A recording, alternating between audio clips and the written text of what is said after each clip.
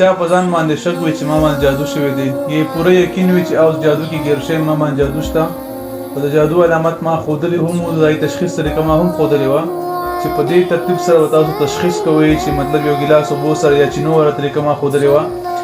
نو تشخیص طریقې هم ما وښولې، دا انسان په خپله هم تشخیص کولی شي، علاج معلومولی شي. خو به هر حال که چا باندې جادو وي، جادو علامات ما ډېر زیات بیان کړل، خو دې کې داسې نااشنا عمل لکه ښیم انشاءالله 3 ځل چې وکړي دا عمل بدن مثبتي جادو نه به انشاءالله نجات ملوي. نو د جادو علامات ما هم بیان کړ، تاسو به هغه کتلي.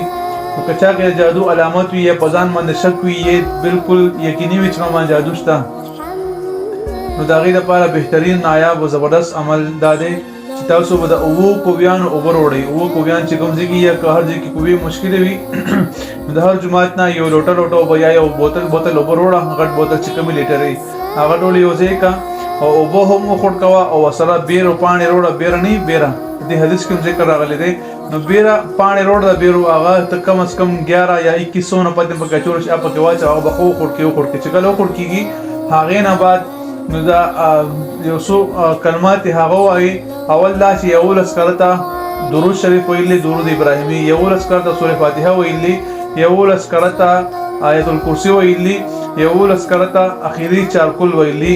په دې وزن هم دم کې په هم دم کې په دغه اوبو باندې غسل کول دي. خو داسې ځای کې غسل کول دي، اول سړی صفا اوبو باندې ولامبي ټول جسم ځان نه لوند کې په اوبو باندې، بیا یو لوټه یا څومره اوبه چې خړکول وي یا څومره اوبه ته راوړي وي ځان باندې دومره اوبه واړوه چې بدن ټول لوند شي، اوس ټول جسم ته اوبه ورسېږي. ځان د ټاپ یا غیره خانه کې د کوم څیز کې لوښي کې اوبه جمع کېږي هغه کې ځان ته هغه اوبه د کور نه بهر چېرته یا بوټو کې واچوه یا دیوال باندې واړوه، یا چېرته صفا ځای کې دغه اوبه توی کړه. دغه عمل 3 ورځې وکړئ یا 7 ورځې وکړئ، انشاءالله بالکل به بدن سپکېږي ورسره. خو چې کله نه هم د عمل شروع کوئ 200 بار درود شریف ووایئ، د رسول الله صلی الله علیه وسلم روح مبارک ما تحفه پیش کړي.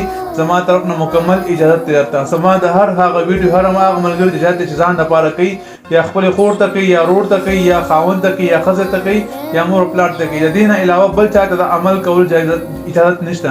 کم کس روجت کې ګیر شو نو هغې ذموار به جانب ځای ته لله فی الله عمل ښیم، خو صرف دې دپاره ښیم چې ځان دپاره کوي، نه کې د خلکو دپاره.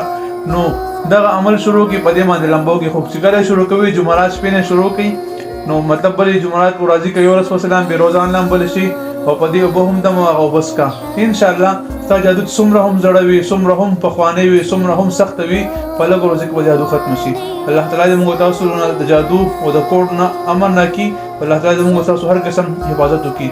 بعضې ملګري زموږ د موبایل نمبر غواړي، نو زه هره ویډیو کې وایم زما موبایل نمبر یوټیوب چینل کې شته، په یوټیوب چینل مفتی فیصل 034 دی کې، یا زه خپل نمبر شو کوم هغې کې شو کېږي هم نه، بیا ویډیو بین کېږي را بس یا را په ټیک ټاک شو بیا بین شو.